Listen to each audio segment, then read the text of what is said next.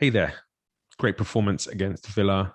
Going to be looking at the lineup, the formation, going through some of the performances and taking a look at the game. So let's get into a review.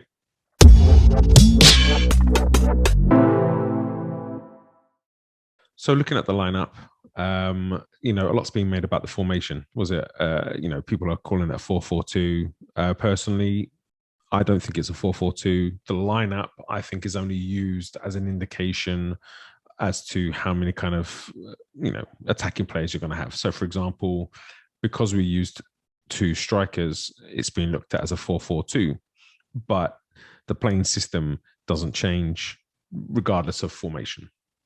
It's more about personnel. So when I looked at it, immediately the thought I had was, okay, are we going to have Smith Rowe playing as the 10 with Aubameyang on the left and Lacazette playing through the middle? Or are we going to keep Smith Rowe on the left, drop Lacazette into the hole, and then play Aubameyang up top? And it tended to be that. The great thing about the way Arsenal are playing recently is there's a lot of fluidity in the front line. A lot of the time it doesn't really click. A lot of the time people get in each other's way. Tonight, though, was one of the first times where we've actually seen it work. It's fluid. Lots of great rotations. And it's a nightmare. It's a nightmare to defend. Generally, though, I'm liking the lineups. I'm enjoying seeing that we can actually select pretty much a standard lineup now. We pretty much know what to expect. There's no chopping and changing. There's been some chopping and changing in the system, but the personnel generally has been quite consistent. We know who the keeper's going to be now, and well deserved. We know what the back line is going to look like. For the Villa game, we missed Tierney, who'd taken a knock on Monday, but Tavares came in, did a great job. We'll have a look at that later. The midfielders, you pretty much know if it's a 4-2-3-1, you're going to be playing with two. And again, back to formation, the 4-2-3-1 basically just means that you're going to have, two defensive. Not even like they're both going to sit in front of the defense. It just means that when it comes to the build-up, the 2-3-5 build-up, you know that one of those defensive players is going to be playing on the left-hand side, be it Xhaka, in this case, Sambi.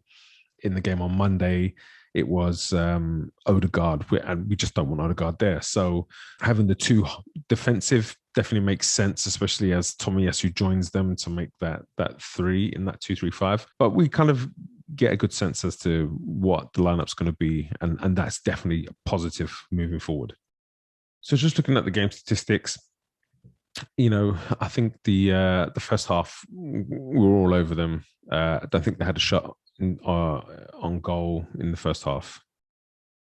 We dominated possession, dominated the territory, shots, created chances, and were well out of sight by the time the half was over. Even had other chances. Aubameyang trying an overhead kick, we could just head it and score. Saka has got to score his chance. I mean, it's put on a plate for him. A great work by Tavares. One thing from the stats you can see is that we were very aggressive in physically. We were giving away fouls, but then we also were quick to get around the referee, which kind of led to a few cards for their team as well.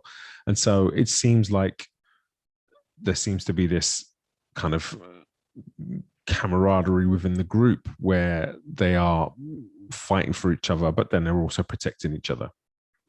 And that's great to see, when Gabriel got tripped to the floor by Watkins, players come running over, start pushing players away. If other Villa players come running in, then other Arsenal players go in, and it's what you want to see. There seems to be a fight. There seems to be a hunger growing within the group where they are very happy to fight for each other, fight for the points. They give each other a lot of encouragement.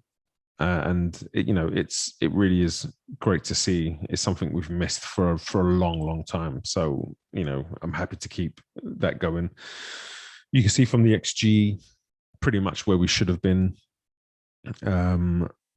Again, I think we did have some chances, some better chances that we should have scored, but we created lots of shots, lots on target, which is great as well. So overall, as a performance, it's definitely one we've been waiting for. It was quick, it was well structured, it was clinical, and I want to see more of that. Will it be consistent? No, they're still kind of learning the system. But what I think will start to happen is we'll start to get longer periods of time where we're playing like this. This today was almost the full kind of performance. I think we'll get a few days where it's longer than it has been in previous games. But this is a glimpse into what's going to happen once Arsenal click, because they haven't clicked yet. I think once they click, we're going to be just absolutely loving the football that's being played, and teams won't be able to handle us. So, looking forward to it. The game stats show the domination, and long may it continue. There were a few key performances today. I was really pleased with pretty much all of the performances. Everybody, to a man, was superb. I'm going to look at 3 performances specifically. The first one I'm going to look at is Ben White. He's taken a lot of stick recently because of his price tag, pretty much. Let's just say it as it is. I actually thought he had a pretty good game, and I don't really feel like he's had a bad game. He's had some moments where he hasn't covered himself in glory, that's for sure. But against Villa, 95% passing accuracy on 48 touches is not bad at all. And these are not just tippy tappy kind of passes into the right back or into his centre back. He's driving the ball across the field. He's breaking lines with his passes, getting play going, getting us on the front foot. He's showing really good positioning and game understanding. I feel like he reads the game really well. 3 clearances, 2 blocks, which is great because it means he's willing to put his body on the line and throw himself in front of shots to make sure they're not going in. 1 interception. It's something he does really well is watch. He reads where he feels like the ball's going to go, and then drops off the player a little bit to invite the pass, and then steps in, cuts it out. So that's amazing. But defensively, he's shown himself to be quite strong as well. Didn't lose a duel. 1 duel on the ground, 1 duel aerially, won both. He's not been dribbled past. I think his real strength, and one of the things that he hasn't really shown until today, was that ability to pick up the ball and really drive forward with it. In the Villa game, he picked up the ball, drove past the first line of their defense, which was their strikers, into the midfield, slowed down a little bit, and as they converged on him, bang, accelerated through their line. And now he's running at the back line. Backline's panicking, scrambling, and managed to find a clean pass into a wide player. This is what we want to see more of. We want to see him pushing into that next line, creating those overloads, which is going to disrupt and disorganize the opponent. And then can he find the pass, that's going to put us in an advantage where we can potentially go and score. So I think he did that really, really well today. The next player I want to have a look at is Tavares. I thought Tavares was very good in the game today. He has got such an engine, just up and down, and he does it all with speed. Very rarely looks like he's taking time to recover. He had 66 touches in the game with an 83% completion rate. And when he first came, the thing I thought was most shaky about him, I mean, we knew defensively he wasn't the strongest, but he seemed to be a little bit tense and used to seem like he was rushing his passing. But his passing definitely improved now. I thought he was vastly improved on some of the previous performances I've seen from him. One key pass in the game was that cross to Saka on the back post, which Saka should score. So that key pass should be an assist. But as long as he keeps on playing those passes when he gets the opportunity, he'll pick up the assists. I've got no doubt about that. 50% accuracy with his crossing, which when you look at league standards, that's very high. Again, his positional play is doing better. His defensive positioning is improving.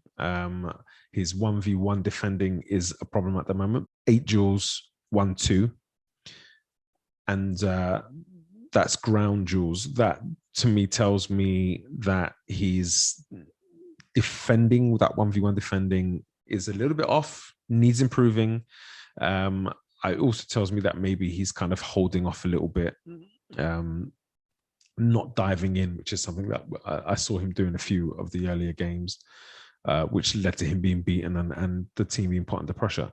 So, there's some positive signs there, some definite areas for growth. What I love is the aggression in his game. He's happy to kind of step in side onto his right foot, shoot with his right foot. He's pinging 50, 60-yard passes with that right foot. Just a totally different threat to what Tierney offers. He can go down the outside, he can come inside, and it just helps with those rotations. Saka peels off the left. If Smith Rowe peels out to the left, then you know that he can come inside into the half space, and then he can play with either foot. So from the half space, he can curl to the back post. He can open up his body and go right-footed to the back post, or he can slide players in but away from the keeper with that right foot. So just offers so much. Such a positive future ahead of him. I'm looking forward to seeing more of him. I thought it was excellent in the game. Another player that really caught my eye in today's games, Lacazette. I thought he was immense, and he has been in the minutes he's picked up in the last few games. Ran himself into a cramp against Villa, which was exactly what we want to see. We want to see those players just putting it all out there. He's playing in that kind of position where he's a link-up man, but he's playing further up the field. And when you look at risk-reward, he's having to play the riskier passes. So you don't expect his pass completion rate to be as high. 76% is still not bad.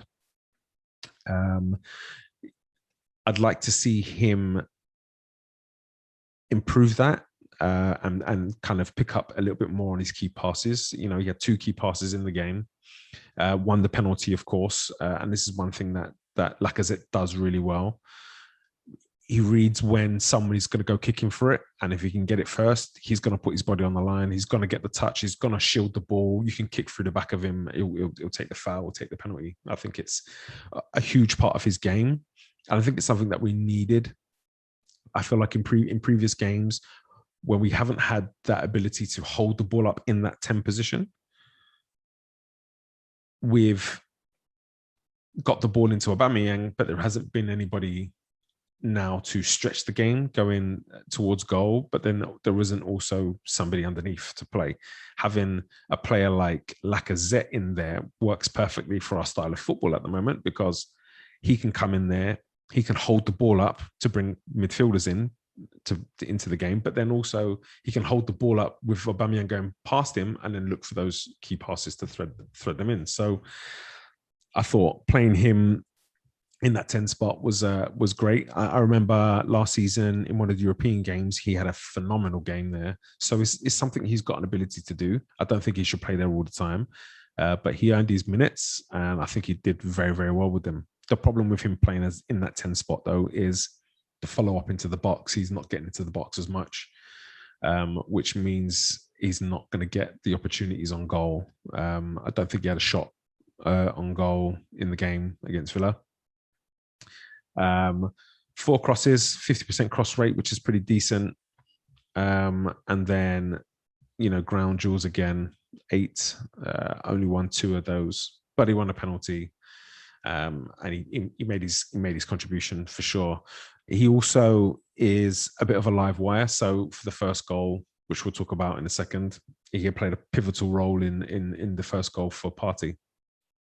So yeah, another great performance from Lacazette. Now, Man of the match, I think it's without question. Smith Rowe was just brilliant in the game today. Everywhere. And, I don't mean all over the pitch, but on his side of the field, he was just everywhere you needed him to be, always available to receive the ball, drops off his player really, really well into those spaces where he can then get turned and get running. 85% passes, which is, for somebody who had so many touches on the ball in a more creative area of the field, that's what we want to see. One goal and one assist, thoroughly deserved, was brilliant. I think 4 key passes, which just goes to show, the level that he's playing at the moment. 100% dribbles. Carragher said he's probably one of the best players in the Premier League, or he is the best player in the Premier League with the ball at his feet. It's very hard to question. He has this ability to receive the ball that's pinged into him while he's moving and just kill it, and that makes him phenomenal in tight spaces, which allows him to then beat players very quickly. He's got a great change of speed, and he's actually very, very quick. So for me, I think he's growing every game. He's definitely that player we've needed who can grab the game by the scruff of the neck and make things happen. He's going to be inconsistent, though. He's young. What a future this guy's got. Smith Rowe has got such a great future in the game. The goal, his movement and awareness to drop into a position to cut the pass out, but then cut it out where he's given it to somebody that can get the ball moving straight away. And then as soon as he's done that and the ball's being moved, he's off. That third man run that he makes, where Aubameyang clips it over the top for him, and then first touch to drive in towards goal. Just everything about it. I would love for it to have been finished without the deflection, but there's something quite satisfying about seeing Martinez on the floor, just no hope of getting it at all, that I quite enjoyed. So, man of the match, unquestionable. I hope he's able to maintain this level of form. There's got to be an England call-up coming soon.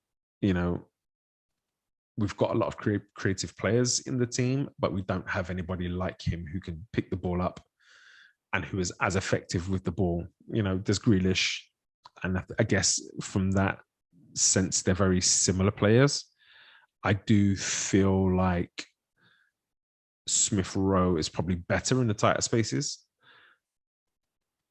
He needs work on his end product, but he's starting to turn that around. He's starting to pick up some goals. He's starting to get some assists. So, let's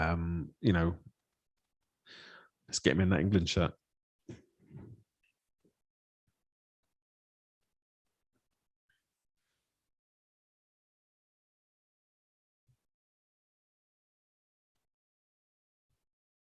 So looking at the goals, the role that Lacazette plays in this game, I think, is kind of subtly kind of either been missed or isn't being spoken about enough. Martinez is, we know what he's like. He's physical in the box. He likes to shove. He likes to pull people, and and that kind of thing. And Lacazette is just buzzing around him. And if you watch the replay, you'll see as the cross is struck, Martinez comes out to push Lacazette away. And now as he pushes Lacazette away, he turns to try to react, but the ball's already in the air. Now, by the time the header's being made, he's shuffling into position. So he's going across his goal to the near post. And then it's the most deft of flicks, glances, and he's not able to adjust his feet to get down and make the save. So Lacazette just kind of being a nuisance to kind of draw Martinez into that contact is a huge part of that goal. But great to see Partey get his first goal. I'm not going to lie. I thought he was just going to just straight bang one in from 30 yards as his first goal. I'm glad that he came this way, take a little bit of pressure off the shooting. He had a number of chances. He was very good in the box for those near post corners. I wonder if the new set pieces coach had recognized that they don't do well at their near post. I'd like to hope that's the case, because that shows fantastic analysis, but it shows excellent planning and excellent execution as well in the coaching on the training ground. So, I mean, that's a huge positive. The second goal came from Aubameyang from the rebound on a penalty. I thought the referee wasn't going to give this. It just seemed to me like he didn't want to know when it happened. And then he was standing at the side, really kind of looking at the screen for quite some time before making his decision. I think it was the right decision. I think anytime you kick through the leg of a player to get the ball, you're always running a risk, especially if you make contact with the player first. So definite penalty for me. The penalty itself was struck well, but not positioned well, not placed well. It should be further into the corner or maybe a little bit higher. But it was great to see Martinez at full stretch make the save. And I'm almost certain at the point that he's making the save, he's probably thinking, yes. And then the rebound gets put in and he's deflated straight away. The third goal, excellent move, and is actually part of my move of the game. So I'm going to talk about it in greater detail in that segment. But just fluid, decisive, one touch, done with pace, done with quality. Exactly what we want to see. You know, it's excellent counter-attacking football. The move of the game is the third goal scored by Smith Rowe. As I mentioned earlier, what I really enjoy about this was the defensive work. You know, the work ethic to get into the defensive position to cut the pass out. And while he's going back towards goal, he's got the presence of mind to cut it out into a teammate, into Saka. As soon as that happens, he's turning and he's on his way. Saka then plays the pass into Tavares, who sees Aubameyang making that run from that blind side across, ball into his feet. And Aubameyang's movement now engages that near centre-back, so the near centre-back can't track the run of Smith Rowe. The flick is delightful off the outside of the foot. Perfect bit of bend right into Smith Rowe's path. And from that point on, it's all Smith Rowe. Excellent first touch, driving in towards goal, which is important. A lot of people tend to go straight down the line, looking to see if they can get across, but he actually came across straight into towards goal, which obviously shortens the distance, allows him to get there quicker. Opens his body up, and as he strikes, comes off Tyrone Mings. An excellent goal. Keeper beaten, all ends up, can't do anything about it. It's a fantastic move, done lightning speed with, you know, expert precision and very, very, here's that word again, clinical. So I really, really enjoyed this move. It reminded me of the Arsene Wenger days. It reminded me of Alexis Sanchez and Mesut Ozil combining. It reminded me of Dennis Bergkamp and Thierry Henry combining. It was a bit of a throwback, and I'm looking forward to seeing a lot more of it. So that win has left us in 10th place. So after all the weekend's games, we're moving up the table. We're just a point off 5th place, with there being 4 teams joint on 14 points. Another round of games. Spurs play Man United next week, which could help us out if we're able to take some points off Leicester, who are also above us. So,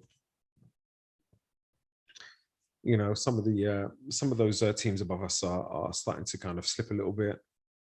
So it's just up to us to keep the momentum going. It's definitely shaping up to be an interesting season. Thanks for watching. If you haven't subscribed, please subscribe. You can get in touch in the comments either here, just down there. You can leave your comments for me, or come social media, sensible_Gunner on Twitter and Instagram. Leave your messages, leave your comments. Let's engage. And as always, come on, you Gunners.